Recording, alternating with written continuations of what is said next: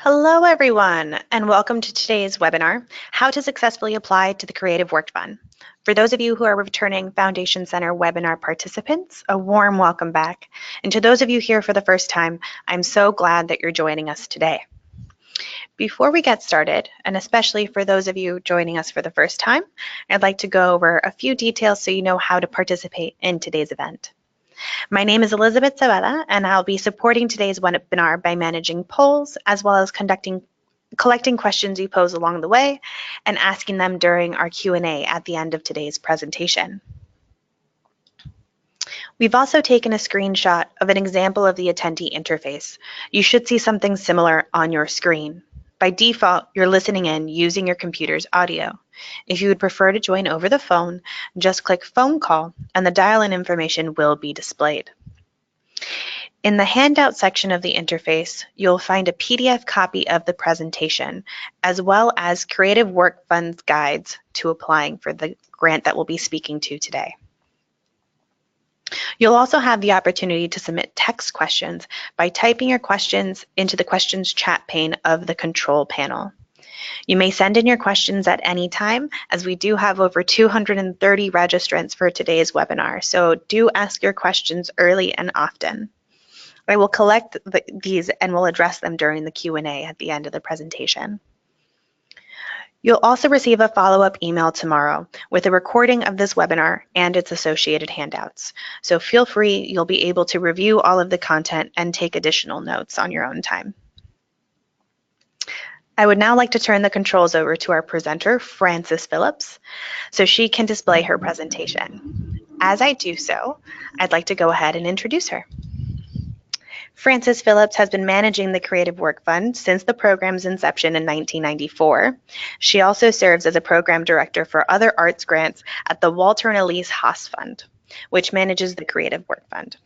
Prior to joining the fund, Frances was executive director of Intersection for the Arts at a multidisciplinary arts organization in San Francisco.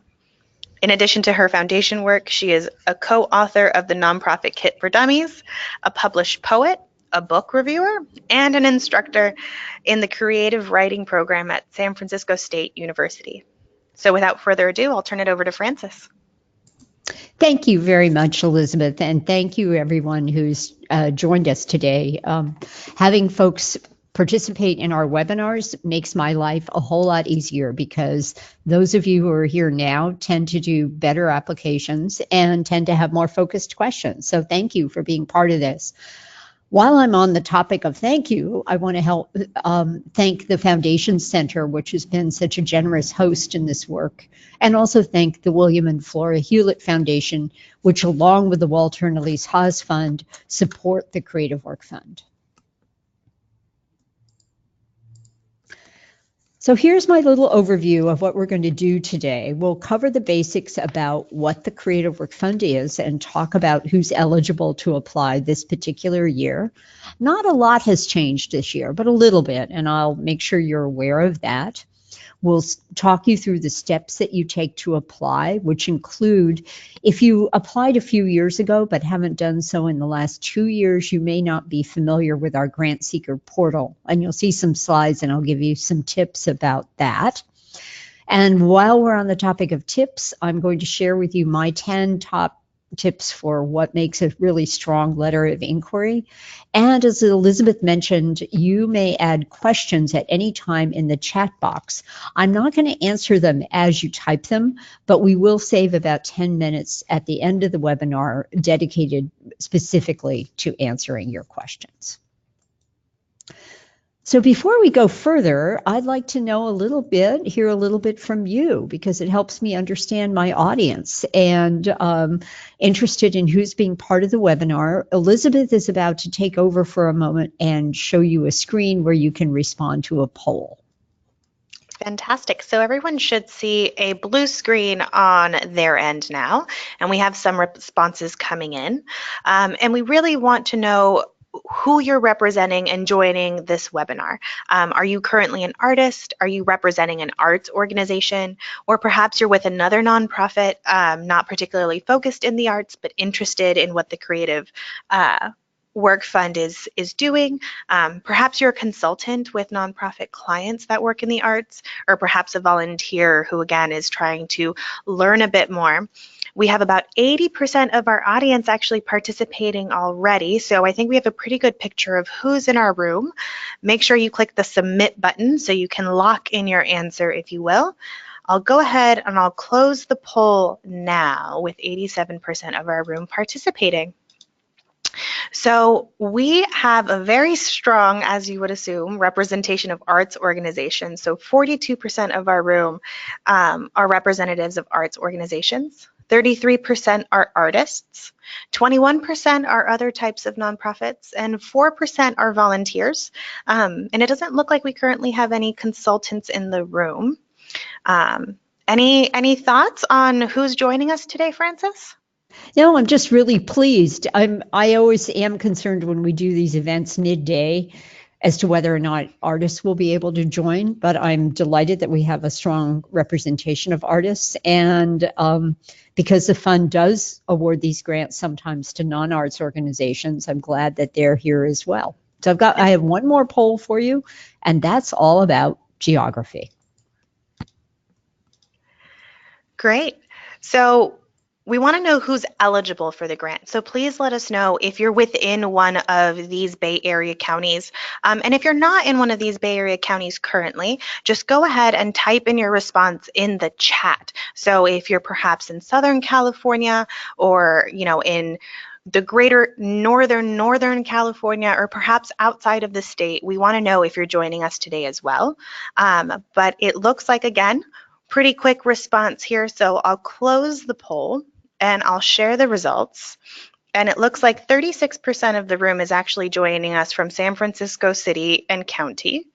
29% of the room is representing the East Bay in Alameda, Contra Costa, and Solano. We have 16% of the room either on the peninsula in San Mateo or in Santa Clara. 14% are more North Bay in Marin, Napa, and Sonoma. And we have 5% of the room coming in from Monterey and or Santa Cruz.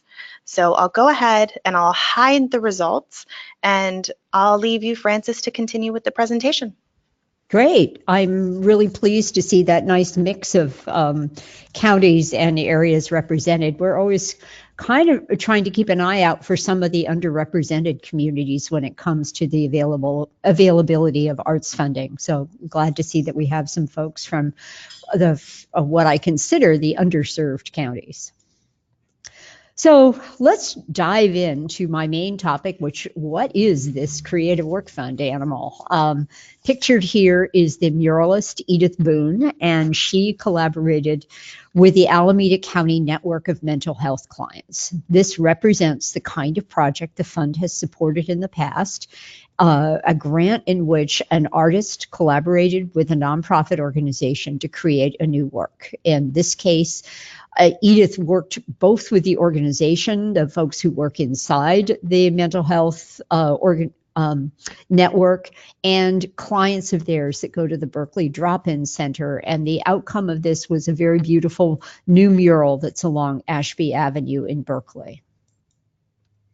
So the heart of what we're looking for in this grant program is an artist who's partnering with a nonprofit organization, an organization that is a true creative partner, and then a collaborative process between the two of them that leads to a new artwork.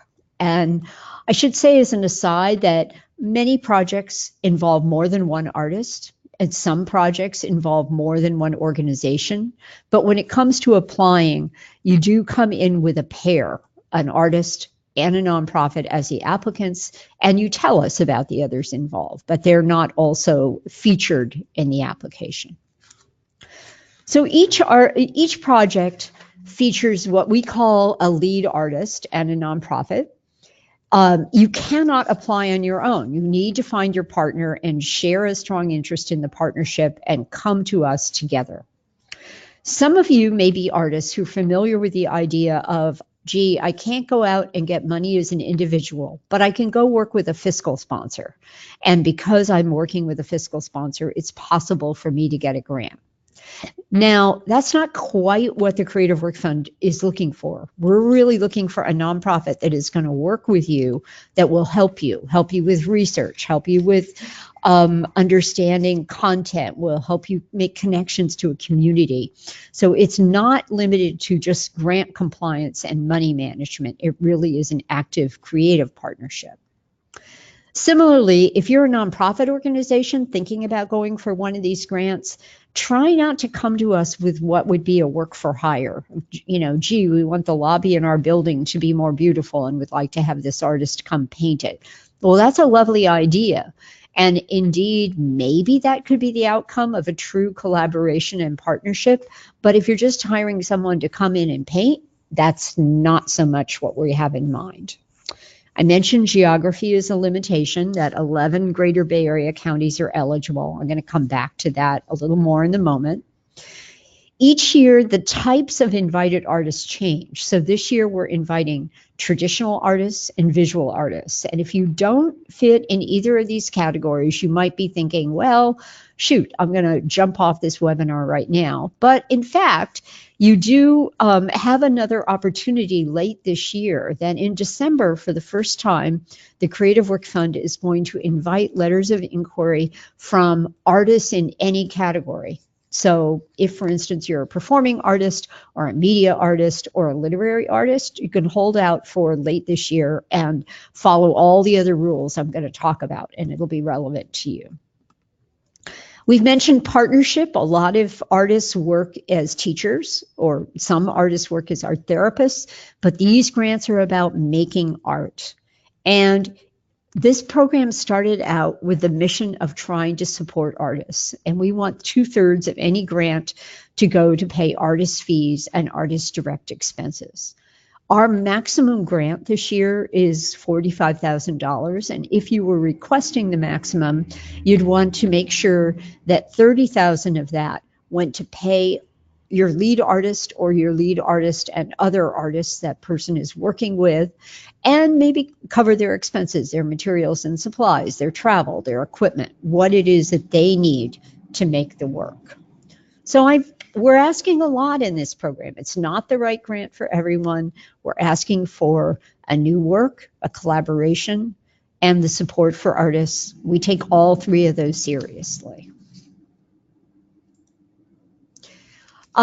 Two little asides that you might be wondering about in the back of your mind. We don't have any kind of rule or preference about artists of a particular age or a particular point of career. The youngest artist we've supported was 19 years old. We've had a number of emerging artists, people who have maybe done something, been part of a group show, or done something modest, but really are beginning their careers.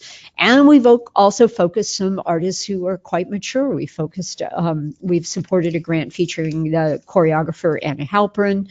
We've supported a literary project featuring the poet Lawrence Ferlinghetti. So mature, young, or in between, all of you are welcome to this particular program. We're also willing to work to award grants to organizations that are fiscally sponsored. So you might be saying, didn't you say no fiscal sponsors just a little while ago? Well, what I meant then was an artist alone with a fiscal sponsor alone, that's not appropriate. But an example of something that is appropriate and is in fact a current active grant is the artist Ian Winters is collaborating with the environmental organization Holy H2O. Holy H2O is fiscally sponsored by Earth Island Institute, and that kind of relationship is just fine with us. And now I'm looking for the little arrow at the bottom of my screen. Got it. Okay. We also don't have a rule about budget size. So this particular slide is merely informational, but not a rule. You can see that over the years, the fund has awarded some grants to very large budget organizations, so $10 million or more budgets, and also organizations that have budgets of less than $100,000. We didn't happen to have one of those in 2018, but we generally have had some in the past. The sweet spot for us seems to be the small middle size, the $1,000 budget to the almost $2 million budget. That's been kind of our sweet spot. But again, small, large, any size organization is welcome. I mentioned early on that we support work in 11 counties. Here they are all named by name.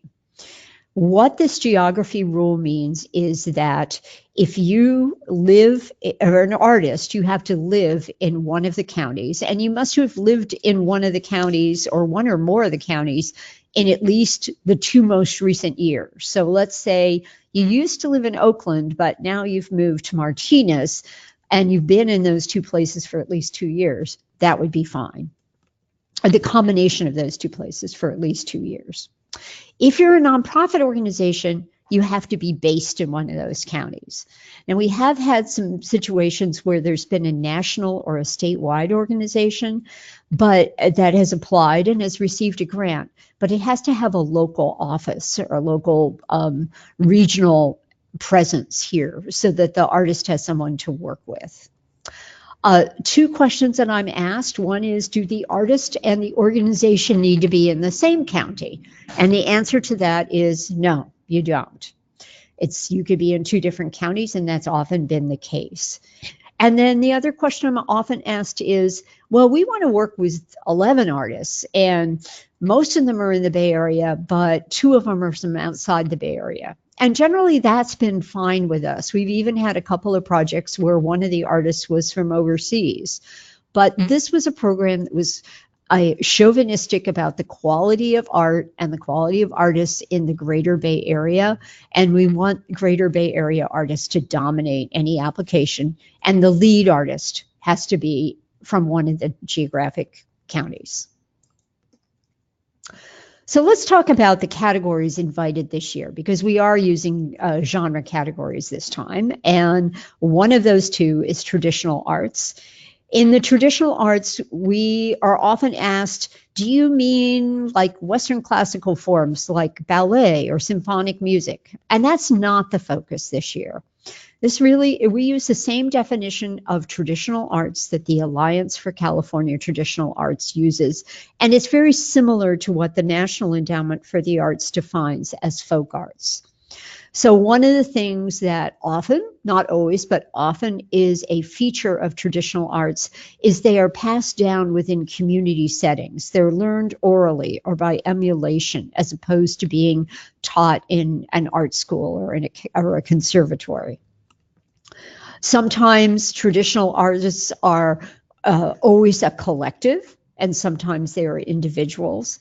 They always are deeply rooted in sharing their community standards of beauty, their value, their heritage, in history. Sometimes the connection among these traditional artists is their labor is similar. We once funded a project with a prison artist, but it could be something like a cowboy poet is also a traditional artist.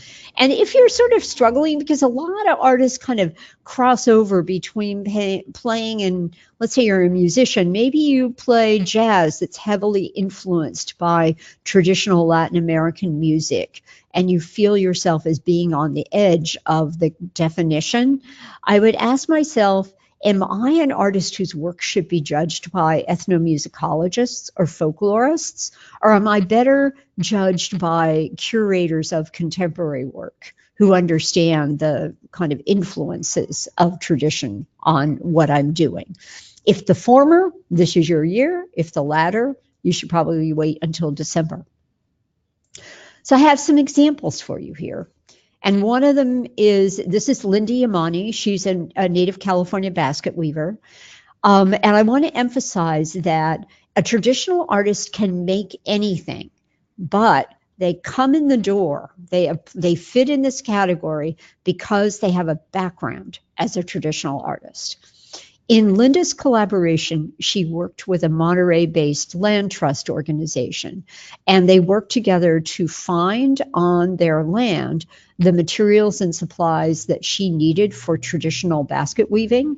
And together they also improved the growing environment for those very materials that Linda and other Native California artists will need. So it's a pretty exciting project in that it has a lasting benefit on the quality of and access to the materials.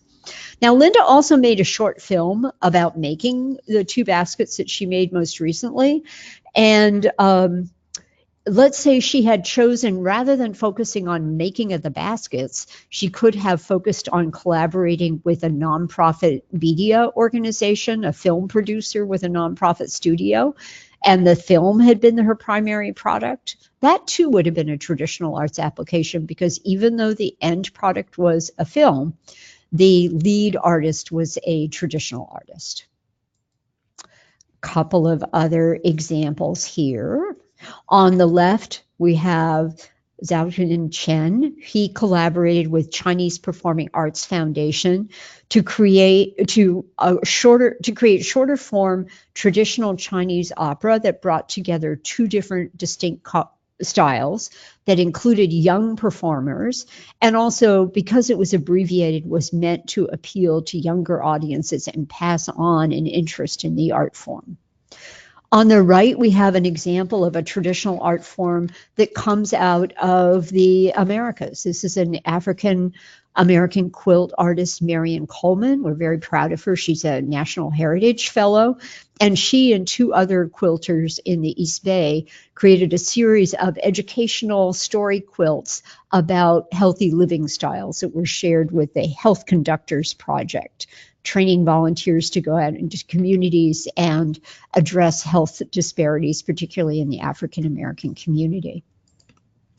On the left, we have Farah Yasmin Chaik. She's a Kathak dancer. She collaborated with Enact Arts and with a theater director to create a piece called The Partition Project, which was about the 1947 partition of India and Pakistan. And on the right, we have Sonam Phonsak, who collaborated with the Tibetan Association of Northern California. He shared some of the same goals as the Chinese project I showed you a second ago, in that he was working to make traditional Tibetan opera accessible to younger people. The opera he created was based on a traditional piece, but was produced in a 2-hour version rather than a day-long version, which was more available and sort of audience-friendly. So the other category this year is visual arts. And you can see here on the slide that the visual arts encompass a range of arts, crafts, and design practices. What we don't include in visual arts, and this is a border that many artists straddle, are time-based pieces, which we don't include film or video. We don't include radio shows. We invite those artists to apply in media arts, and we just did a media arts category in earlier part of this year, excuse me. So what if you're an artist who works in more than one discipline? So for instance, something that comes up a lot is a photographer who also makes video. Well, if you've got a strong track record as a photographer, you're certainly welcome to come forward this year as a visual artist. And you could come back at another time and apply in the visual arts category, or come back in December and apply in the all genres welcome year. So again, applying in this category means that the lead artist fits the definition. In the case of this project, which was a mural at Makla in San Jose by Victor Cartagena, it was a visual arts piece that artist whose work led to a visual arts piece, but there also was performance art as part of this particular project's presentation. So it was multidisciplinary. Couple more examples. On the left, you can see the cover of the seminal queer journal Outlook. E.G. Crichton was the artist who got this grant, and she was also one of that magazine's original editors. She worked with the GLBT Historical Society, unearthing stories and images from Outlook, and then commissioning work from young LGBTQ artists that responded to those earlier pieces published back in the 70s. This led to a multimedia installation at the Historical Society, and it's continuing as a series of publications. On the right, you can see a design project. It was Matthew Passmore and Nathan Lynch collaborated with the Okinos Ecosystem Knowledge up in Solano County. They created an improved environmentally friendly nesting environment for seabirds who burrow on the Año Nuevo Island in order to nest. And because the soil has eroded so much there, it was becoming very difficult for them to create their nests. So the artists have helped them along and made something environmentally friendly for them. On the left here, you'll see Rennie Young's collaboration with the San Francisco National Maritime Historical Park to create Chinese Whispers Bay Chronicle. She was delving into the little-known history of Chinese shrimp fishers on San Francisco Bay. Her research included sailing with a team of scholars, scientists, and artists on this beautiful boat, the Grace Kwan, which is a replica of a Chinese junk. And they went to the sites of where there used to be Chinese shrimp fishing villages, and they held events at those locations. All of this culminated in an installation at the Historical Society. On the right, there's you can see a recent graphic work from Don Aguelo and Rafe Salazar. They collaborated with Kulintang Arts to create a collection of superhero comics based on real-life heroes of the Filipino community in the south of Market. They made both comic books and posters that businesses put in their front windows. That gives you some examples of things we've been open to. Here's a few things you may not do in a Creative Work Fund application. It's not appropriate if the lead artist is a paid employee, longtime paid consultant on an ongoing basis, or a board member of the collaborating nonprofit. We're hoping that the artist and the organization can kind of come together for the sake of this collaboration. It doesn't need to be a blind date. It doesn't need to be something, a case where you've never done anything together before. That's not necessary. But it is supposed to be a bit of a challenge in trying to do something together, and certainly not business as usual. Because this grant is competitive, we try to pass it around. So if you received a grant in any of the 3 most recent rounds, you're not eligible this year. And if you received a prior Creative Work Fund grant, but you're not finished yet and you haven't completed your final reports, by the 3rd of March, you also are not eligible. Generous you may be. And finally, though, actually not finally, but one other limitation is the William and Flora Hewlett Foundation has launched its very generous, ambitious Hewlett 50 Arts Commissions programs. They have not been working so far in visual and traditional arts. So it's likely this is not a problem for you, but just in case, you should know. And Hewlett also gives money to the Creative Work Fund, and it gives money to Gerbode Special Awards in the arts. They want to see that investment in Bay Area artists spread around some. So if you have received one of these other generous grants for the very same project, you're not going to be very competitive for the Creative Work Fund. But as you can see here, my grandson Isaac, like you, probably has many projects going, and you could apply to do something else that was not funded by one of these other grant programs. A lot of people want to try multiple times, and the rule is you can submit a maximum of 2 letters. This is true both for the nonprofit organization and for the artist. Let's say you're a visual artist and you also qualify as a traditional artist. You could submit 1 letter of inquiry in each category. They would have to be for different projects. In the best case scenario, you would not get 2 invitations to submit a full proposal. We would choose between your 2 wonderful project ideas. The very same thing is true for a nonprofit organization. You can submit 2 letters, but you only would become, in the best case scenario, a finalist in one of the 2 categories. Do you remember what I said a while back where I kept using the word collaboration? We take that really seriously. The artist and the organization apply together. Their apparent teamwork, as represented in the letter of inquiry, is really part of what the reviewers consider. The grants get paid to the nonprofit, but we have a rule about 2/3 of the money having to go to pay artist fees and artist direct expenses.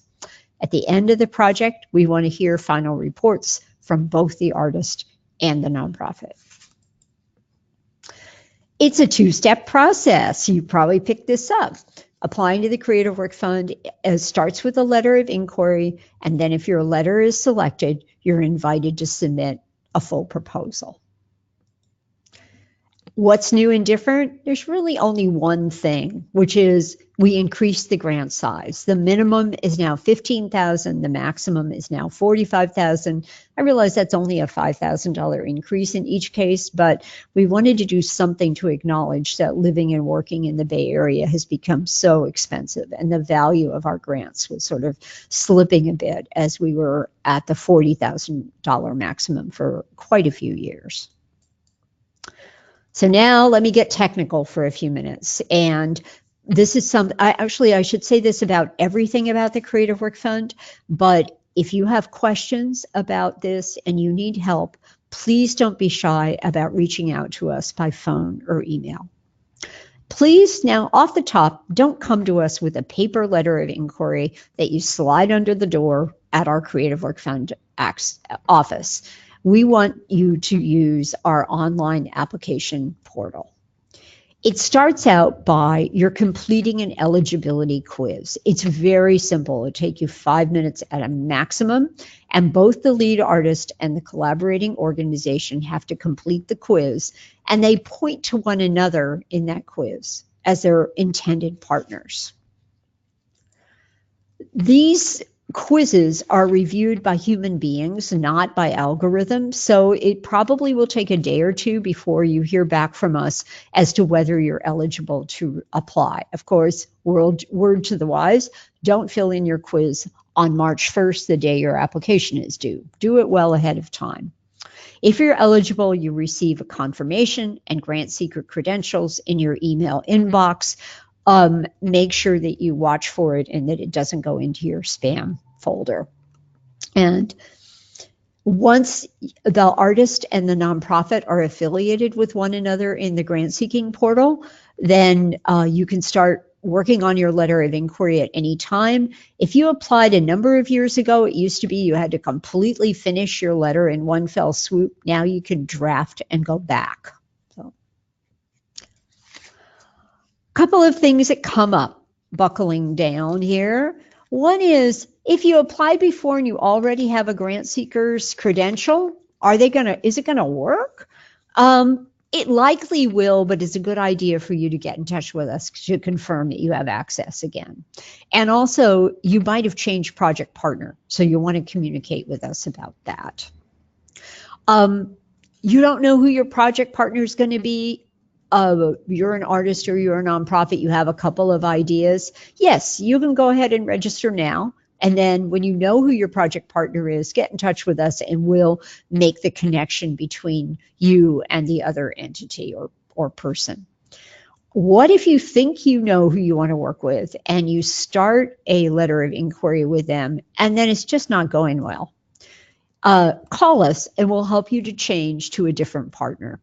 That partner will also fill out the quiz, but we can connect the two of you in the portal so you can work on the application together.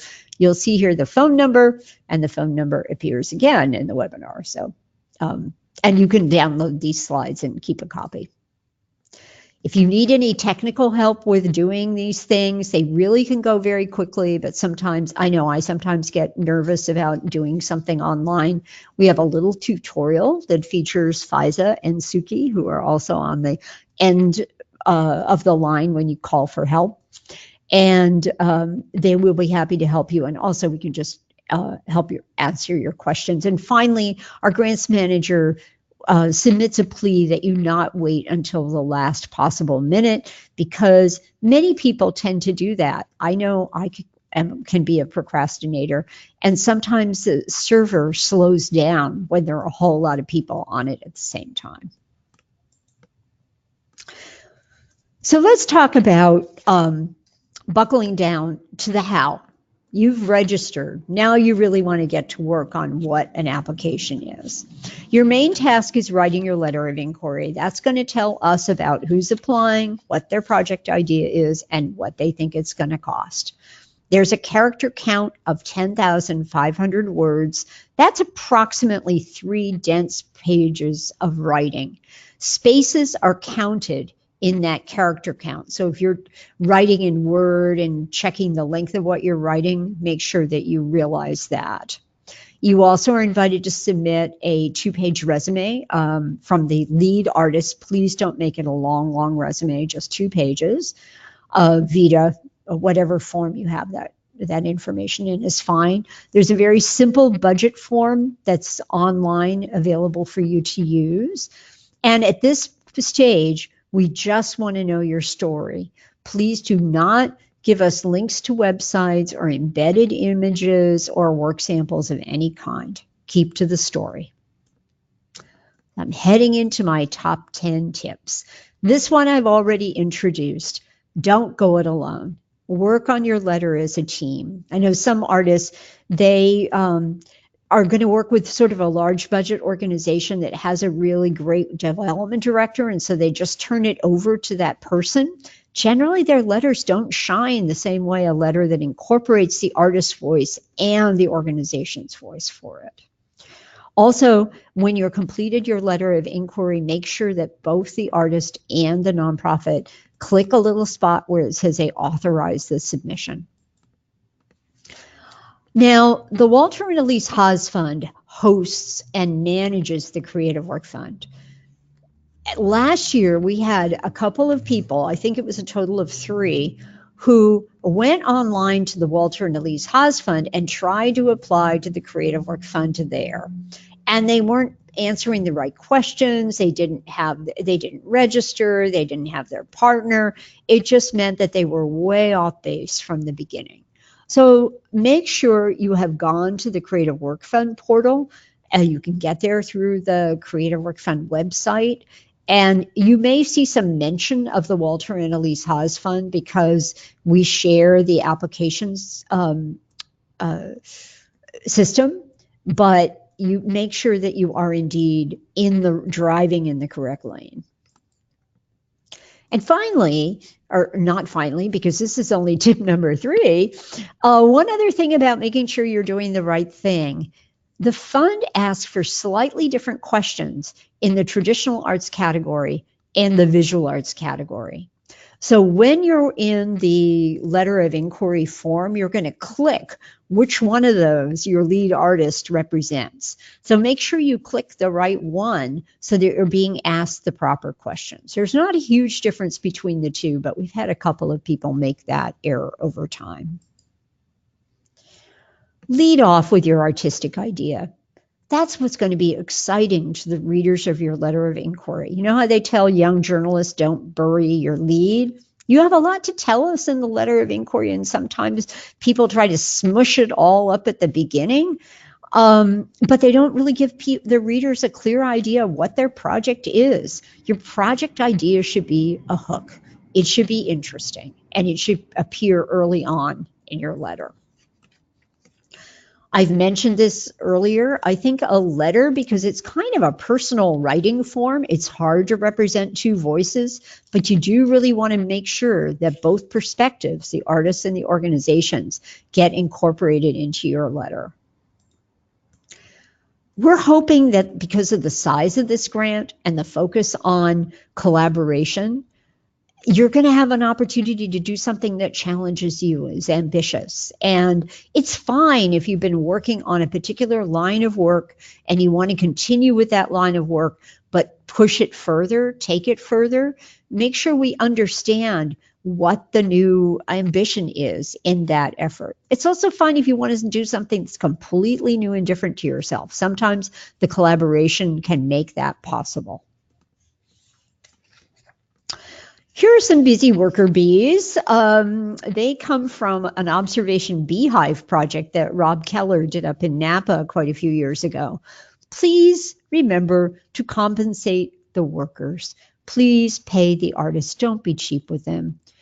The fund doesn't mind being the only money for a project. It doesn't mind being part of a larger budget. If it is part of a larger budget, make sure that we understand where you're going to raise or earn the rest of the money that you need. And also, I want you to know that if you get a Creative Work Fund grant, you're going to get exactly what you ask for. So don't inflate your request thinking that, oh, if I get a really high score, I'll get 50% of my ask. And also, don't ask for a minimal request if you really need more money, because one of the things that panelists sometimes say is, gee, I don't think they can do this for that amount of support. So frugality doesn't necessarily make you more attractive. And remember the 2/3 rule. 2/3 of the budget goes to pay artist fees and direct expenses.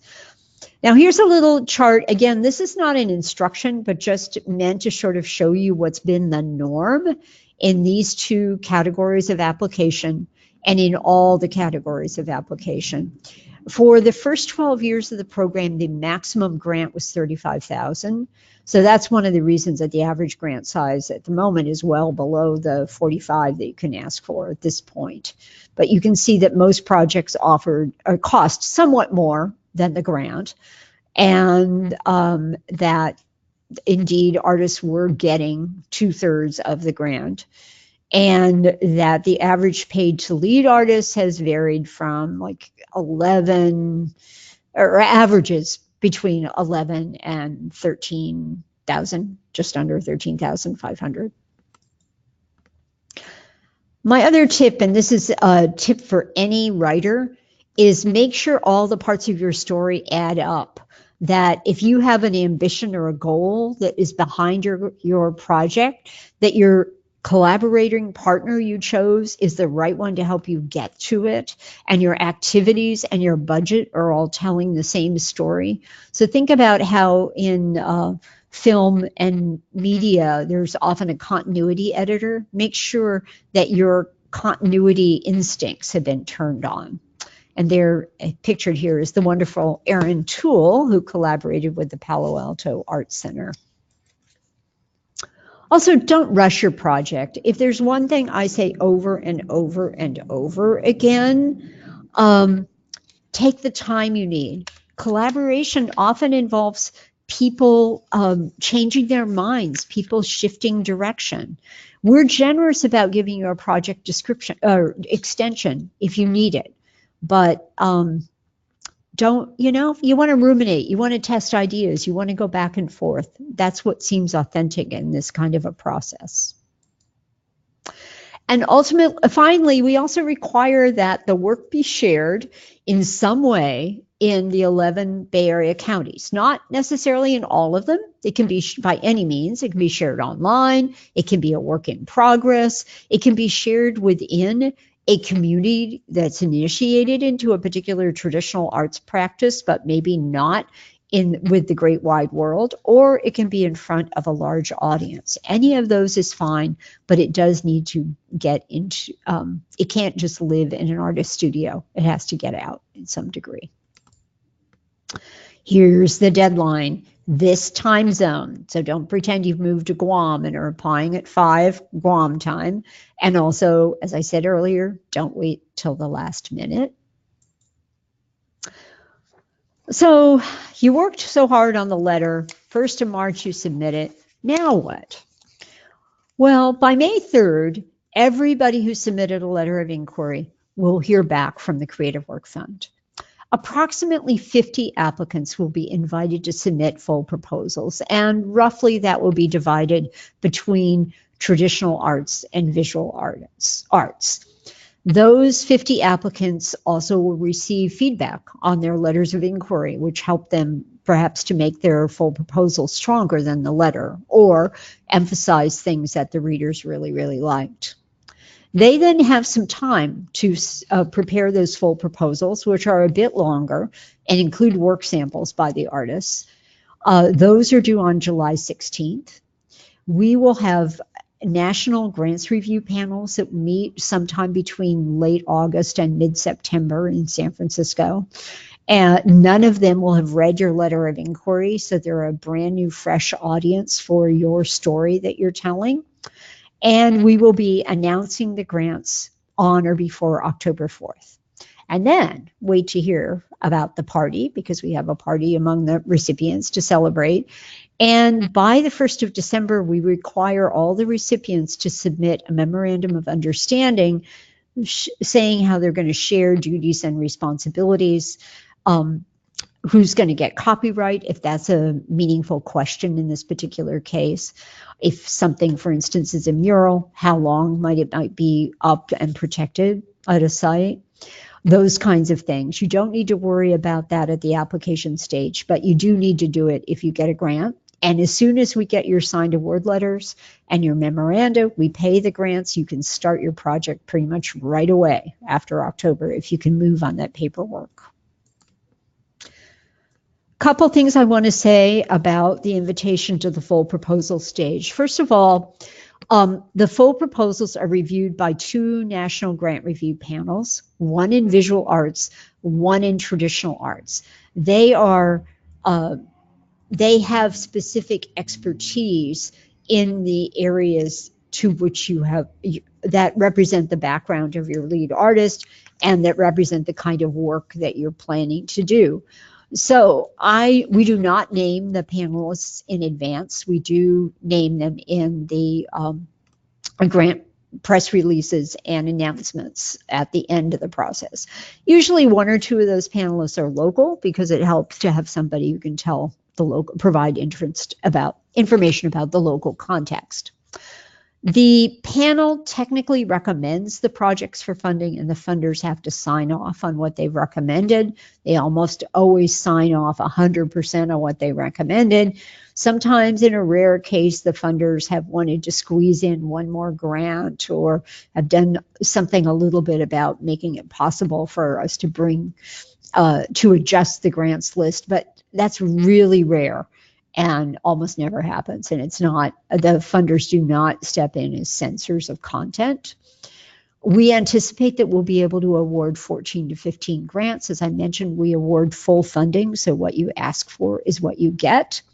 Your project may begin immediately, and we prefer if a project can be finished in 2 to 3 years, but you might need longer, and that is fine with us. That is not a rule. It's really just sort of that's nice. We're here to help you. I'm Frances Phillips, the one who's been doing all the talking. My colleague Faiza is also incredibly helpful. Both of us are happy to talk to you about your questions. Mentioned that you can get to the guidelines. This very webinar will be sending you a PDF of the guidelines in the follow-up email.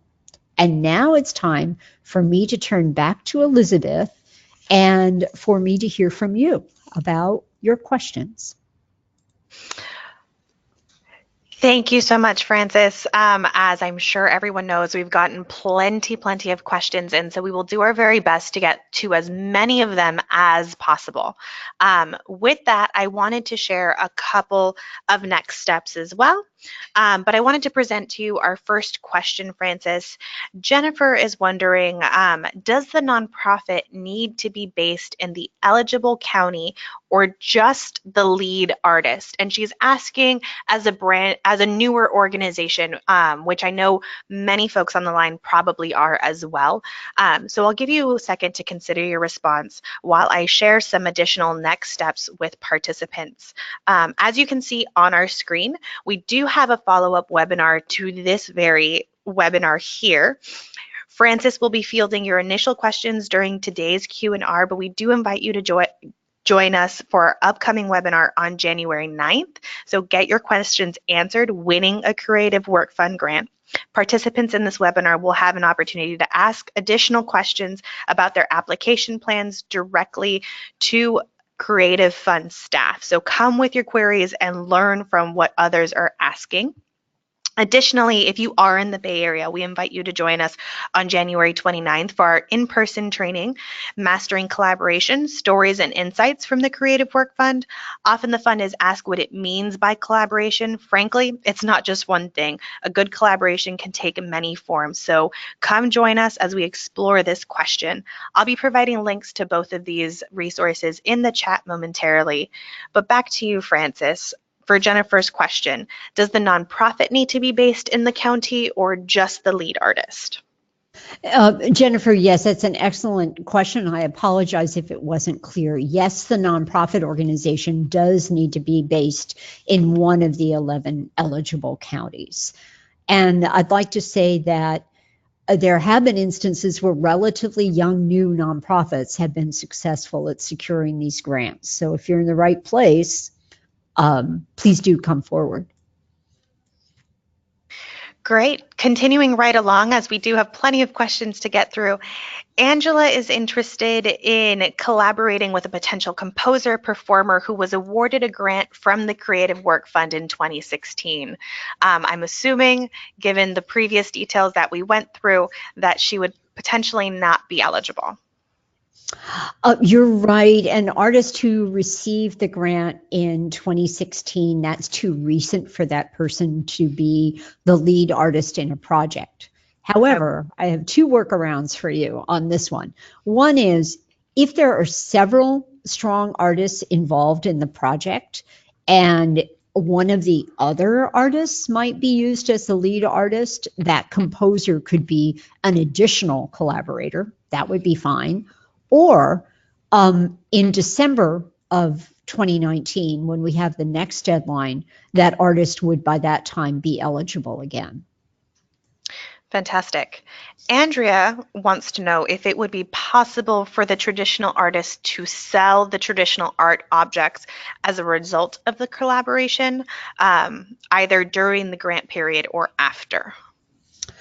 Yes, the traditional artist may indeed sell the artwork.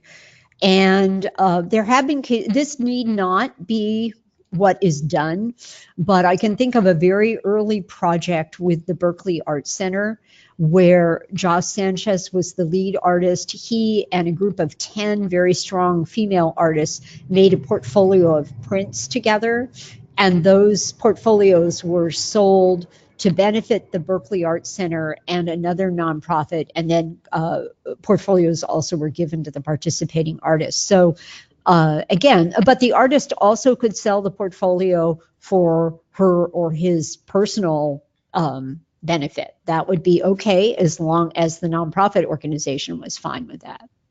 All right. And we've had a few questions come in regarding multidisciplinary projects, as you mentioned earlier. So assuming one is visual and the other one is traditional arts, right, in a multidisciplinary project, if the proposing project is multidisciplinary and the artist is also multidisciplinary, does this fit this grant period deadline for visual arts?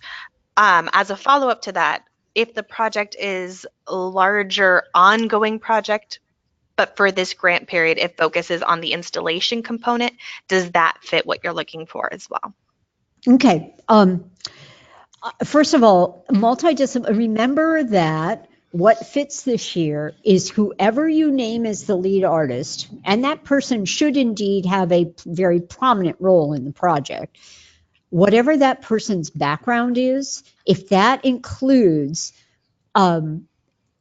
dimensions of our definition of a traditional artist or a visual artist, then the application could be a visual arts application. Okay. So that would be fine.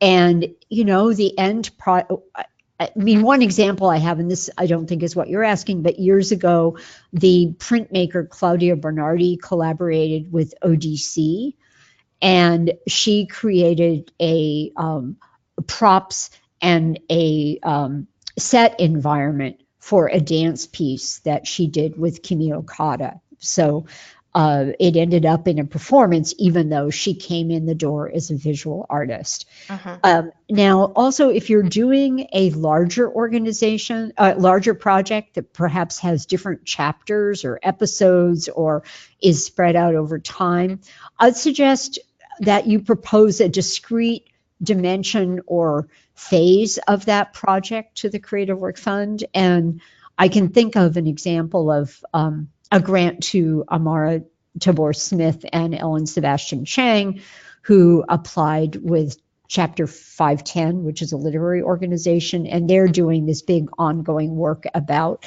women and human trafficking in Oakland. And this one chapter of that particular work was funded by the Creative Work Fund. So there is a precedence for that. Okay, thank you. Jennifer also wants to know if it's permissible to apply to the Creative Work Fund if your organization is also pursuing a grant or LOI directly with the Haas Fund. Yes, it's fine to apply both to the Walter and Elise Haas Fund for something in our other categories of funding and to the Creative Work Fund. Because there's more than one funder of the Creative Work Fund, we treat it almost as if it's a separate funding entity, Okay, or a separate foundation. So that's not a conflict, not a problem. great. Andrea also wants to know, what is the maximum length for the project period? Oh, maximum length. Well, let's see. We just had a film premiere that I think we funded about 10 years ago. The film got up to an advanced rough cut stage after about 6 or 7 years. I consider it to be a very successful project. That's certainly on the outside of the timeframes of things we've supported, but if I have been worried over time about a few projects where the applicants kind of lose touch with us and don't keep us in communication with us about what's going on. When people are good about doing that, we've been pretty good about letting people take the time they need. Mm-hmm. But yeah, building that relationship, keeping constant communication is key. It's good in all grants. Absolutely. Erica has an interesting question. Her program actually would fit the bill for the most part, but they wouldn't have a lead artist identified until March 1st, but would definitely have a lead artist and full project details available prior to the July deadline. Would they still be eligible to apply for the LOI? Oh, Erica, I'm so sorry, but you wouldn't be because, well, you could certainly submit an LOI, but it's not going to be competitive because in order to have a strong LOI, the presence of the artist and the organization kind of working together is really essential to how we judge whether or not it's a good fit for the Creative Work Fund. You might want to wait for the December 1st deadline to consider coming in then. Okay. And Brittany has a clarifying question. If you fund the creation of new temporary artwork, so perhaps a temporary public art installation. The fund does occasionally fund temporary public artwork. I can think of, we funded a mural on Market Street on the side of the Warfield building by Claire Rojas. It was intended to be up for a year, but it's been up for, maybe 4 or 5 years now because people liked it a lot. But it was originally funded as a temporary piece. And we've had a couple of other temporary public art works. I think in part because public art can be very expensive. The size of our grant can be adequate to a temporary piece, but maybe not to something that's going to endure for decades. So. And Sheila has a clarifying question as well. Can the project receive this grant as well as others for the same project? The project can indeed receive this grant as well as other grants for the very same project. It's just the only grants that we are concerned about are the Hewlett 50 Special Awards in the Arts and the Hewlett 50 commissions and the Wallace Alexander Gerbode Foundation Special Awards in the Arts. And the reason for that is the Creative Work Fund and those 2 other programs are all funded by the Hewlett Foundation. And we've had a couple questions come in as well. If you're not a traditional artist or a visual artist, you've mentioned that there is another opportunity on the horizon. Do you have any key dates for that additional request for proposal? I only have one key date in mind, but I can project the end date. The date of the letter of inquiry deadline is going to be the 1st of December. Okay. The date by when the grants would ultimately be decided would be about the 1st of August of 2020. Okay.